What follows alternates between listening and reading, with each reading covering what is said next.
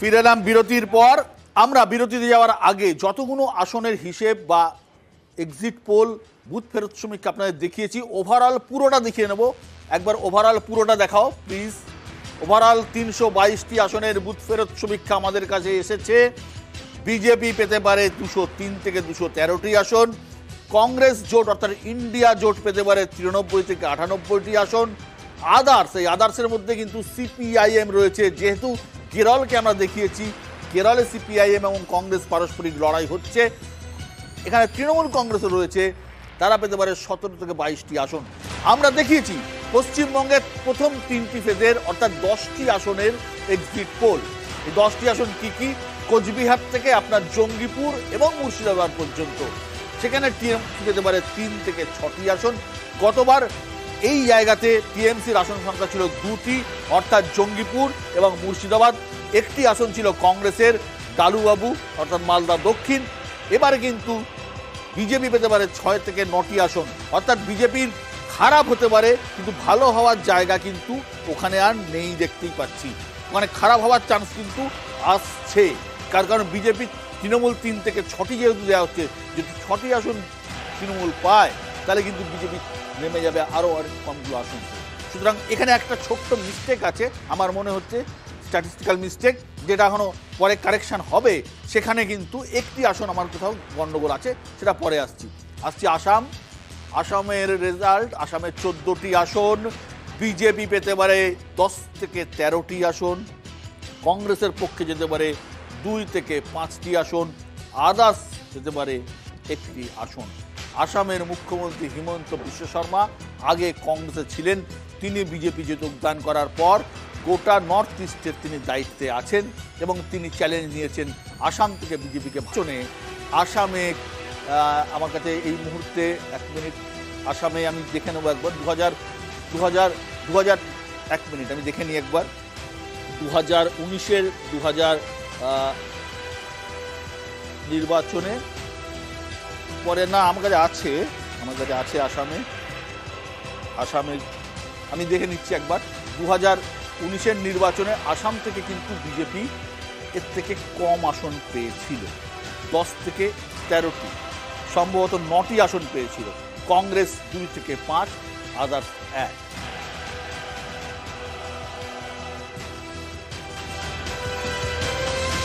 গোটা নর্থ ইস্টে total seat রয়েছে 25টি, গোটা নর্থ ইস্টের টোটাল সিট 25টি রয়েছে।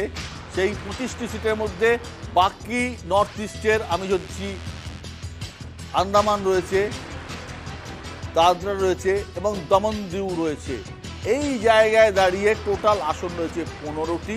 এখানে 15টি আসনই কিন্তু যাচ্ছে বিজেপির পক্ষে। আমার মনে হয় যেখানে 1-2 ছোটোখাটো রাজ্য, প্রত্যেকটি রাজ্যে 1টা করে আসন, মণিপুর থেকে শুরু করে অরুণাচল প্রদেশ থেকে সিকিমের 1টি আসন, প্রত্যেকটি জায়গায় আলাদা আলাদা ইকুয়েশন, আলাদা অঙ্ক, রিজিওনাল পার্টি, প্রত্যেকটি জায়গায় রিজিওনাল পার্টি রয়েছে, তাদের অঙ্ক, হিসেব, ধর্মীয় মেরুকরণ অনেক কিছু রয়েছে। অর্থাৎ 15টা আসনের মধ্যে 15টাই কিন্তু বিজেপির পক্ষে যাচ্ছে, যদি এক্সিট পোলের যে বুথ ফেরত সমীক্ষা যদি ঠিকঠাক আসে।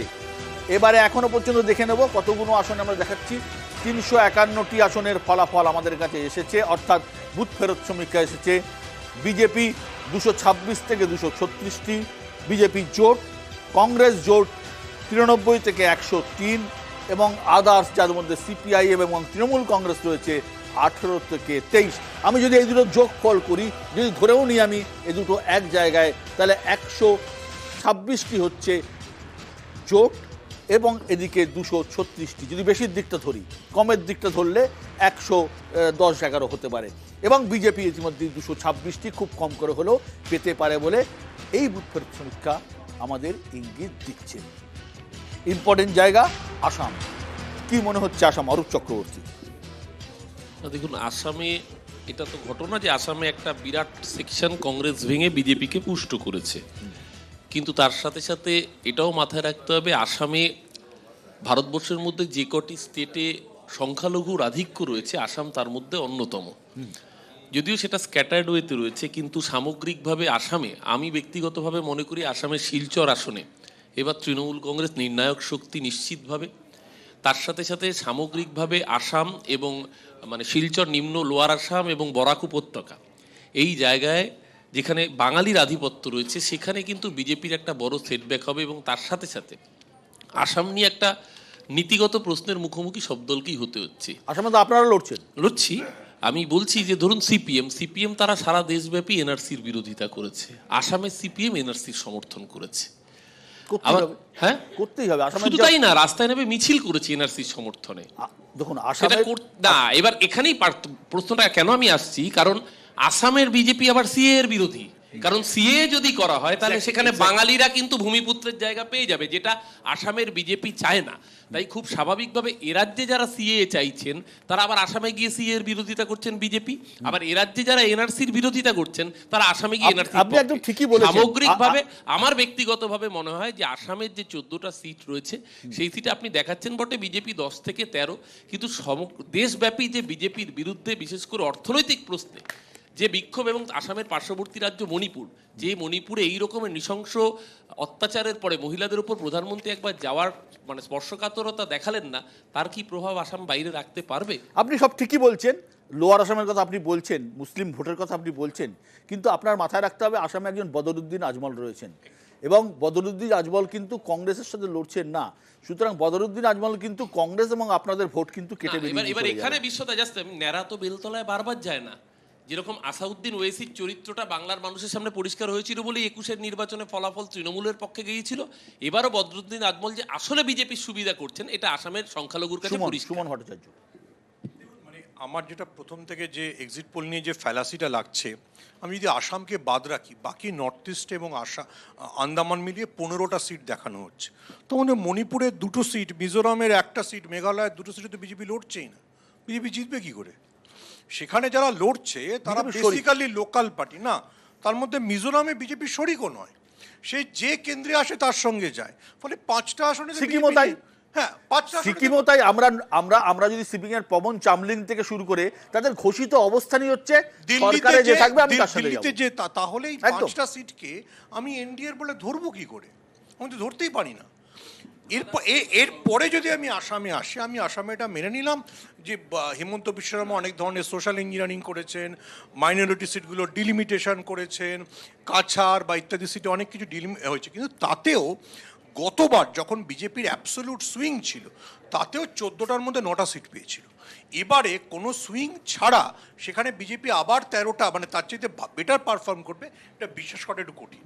একদমই ঠিকই যেটা বলছে, যেটা যে আমরা এখানে যে 15টা আসন, যেটা আগে দেখলাম 25টা 15টা আসন, এই যে সব আন্দামান দাদরা আসাম বাদ দিয়ে যে নর্থ ইস্ট এবং আন্দামান এখানে এবং দিউ আছে, দাদরা নগর হাভেলি, এগুলোকে ধরে এই যে 15টা, আমি ওগুলোকে বাদ দিচ্ছি, খালি নর্থ ইস্ট যদি ধরি, আমি বলছি যে মেঘালয়ে যে ভোটটা হবে সেটা মানে ধরে নিতে হচ্ছে শূন্য, যখন 2টি সিটই চলে গেছে এর দিকে, বিজেপির দিকে।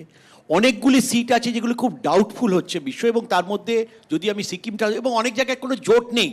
আমি তো এখানে দেখাবো, যদি অ্যালায়েন্সটা দেখাই, প্রিপোল অ্যালায়েন্স দেখাবো। যদি অ্যালায়েন্স না থাকে, ভবিষ্যতে গিয়ে তারা কেন্দ্রের সঙ্গে জোট বাঁধবে, সেটা তো আলাদা, সেটা তো একটা ভবিষ্যতের কথা।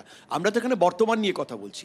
দ্বিতীয়ত আসামের কথা আমি খালি একটা বলবো যে ওখানে বিজেপির মধ্যে within BJP there is a tension. Sarbananda Sonowal ছিলেন একদম আরএসএস বিজেপির পুরনো লোক। এটা প্র্যাকটিক্যালি কংগ্রেসের সরকার চলছে in the name of BJP, plus এনআরসির জন্য প্রায় 14 লক্ষ। এবং এনআরসির ব্যাপারে যে কথা অরূপ বললো আমি সম্পূর্ণ সমর্থন করি, যে ওখানে এনআরসিটা একটা ভয়ের জায়গা।